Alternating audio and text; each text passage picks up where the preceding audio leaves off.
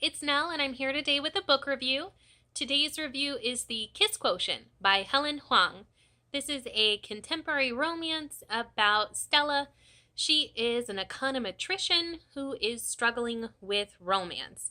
She is getting a lot of pressure from her parents. They want her to be in a relationship. They want grandkids. Stella hasn't had much luck with dating. Some of it she thinks is because of her condition. She has Asperger's, which is on the autism spectrum. She decides to hire a male escort, Michael, to help give her more guidance about relationships, sex, basically be her teacher. Her relationship with Michael starts off as a business agreement, but as they get to know each other, things progress, one thing leads to another, and you have your story. I'm a little bit torn about this book. I liked it enough. I thought it was fun. It was cute. It was very steamy. It's kind of in the same realm as The Hating Game. I don't know if it's because they both came out recently. They have similar covers. They're both contemporary romances. I like this one a lot better than The Hating Game. But again, there were still some issues that I had with it. Overall, I gave it 3.75 stars. This next section will contain spoilers, so if you don't want to be spoiled, bye-bye. Like I said, this book was cute enough. It was a fun, fast, enjoyable read. Kind of reminded me of Pretty Woman, but with gender reversals. This book has gotten a lot of praise because it is an own voices book. The author, Helen Hoang, also has Asperger's like our main character, Stella. And I like learning about characters, seeing their points of view.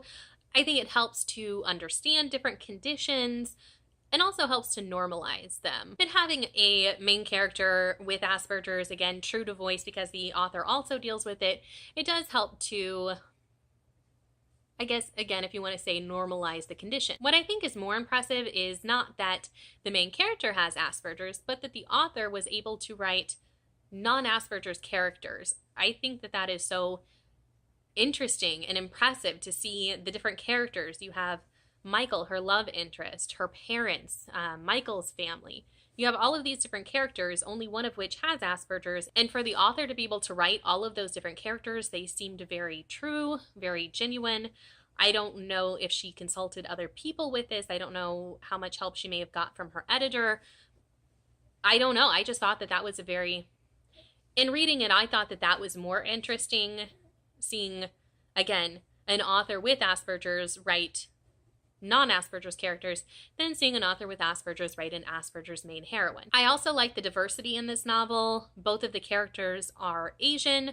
Michael is biracial, and I really liked seeing that. I don't see a lot of Asian characters, especially in romance novels. I really liked how important family was to each of them. I don't know if that was just them as characters. I don't know if that was the influence of the Asian culture in their lives, but I really did like each of their families and how important family was to each of the characters. I also like that this novel tested gender roles.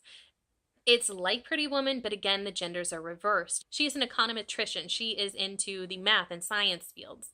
She is the money maker.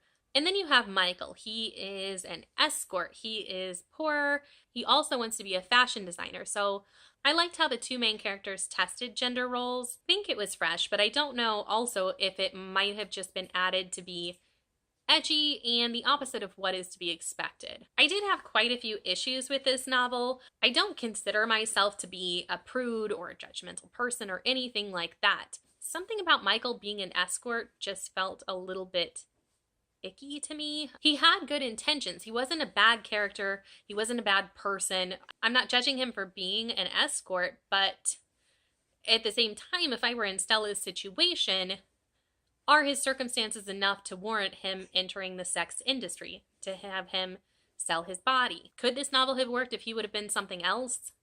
I don't know, it would have been a stretch. I mean, he really kind of had to be an escort in this novel for the plot to work out the way it did, for there to be a plot. There was just something about him being an escort that just didn't sit well with me. And part of it might be, again, we're testing gender roles in this novel, but would the novel have worked if the roles were reversed? I guess what I'm asking is, would it be okay for Stella to be an escort the same way it was in the story for Michael to be an escort? And then with that, if it's not okay for the two genders to be reversed, does that mean that there is something sexist in this story? I don't know. I've been kind of thinking about it, running it over in my mind as far as, is it okay for him to be a escort? Is it okay for them to be the roles that they are? And is it somewhat stereotyped for those characters to have to be in the roles that they are? Other than, again, being a plot device, being kind of cute, him training her, teaching her, I don't know. I think that there could have been something more done with this novel as far as males or people in general being in the sex industry. Again, I think the reason why I kind of feel icky about Michael being a male escort is that he's not doing it because he loves it. He is doing it to raise money because his mother is ill and he's trying to pay for her treatment. So he's doing it solely for money. He's good at it, he enjoys it, but I think you see more of that with his character at the end of the novel when he doesn't continue to be an escort. Again, Michael has to deal with disease. He's getting STD screening results when we first meet him as a character. He has to deal with jealous clients.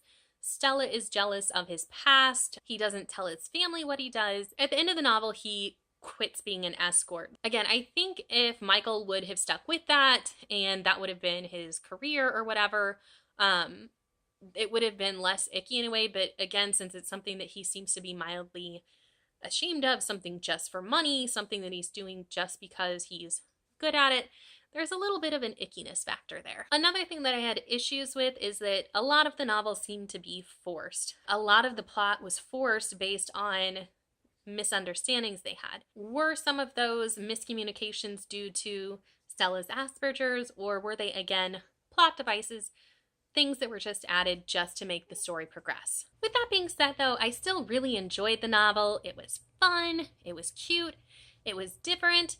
I liked the, again, reverse gender roles. It was very, very steamy. I would not suggest reading this one at work. I gave this a little over 3.5 stars, about 3.75. I enjoyed it enough, but it's just really not my type of book. I really want to get back into some of the other genres that I love, horror especially. I don't know if it's a change of season or what it is, but I've been really craving a good horror novel, so hopefully these novels are fun, they're quick, they're fast, I can, listen to them on the go, I don't have to think about them much, but I'd really like to hopefully get some more reviews out soon that are more in the horror, thriller, sci-fi, fantasy genre, because I've been missing that. If you have any suggestions on horror, please leave it in the comments down below.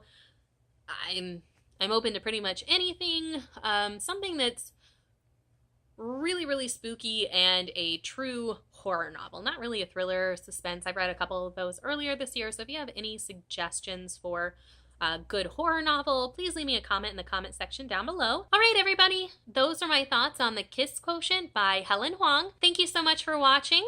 If you enjoyed this video, please give it a thumbs up. Make sure to hit subscribe, and I will have a new video for you soon. Bye!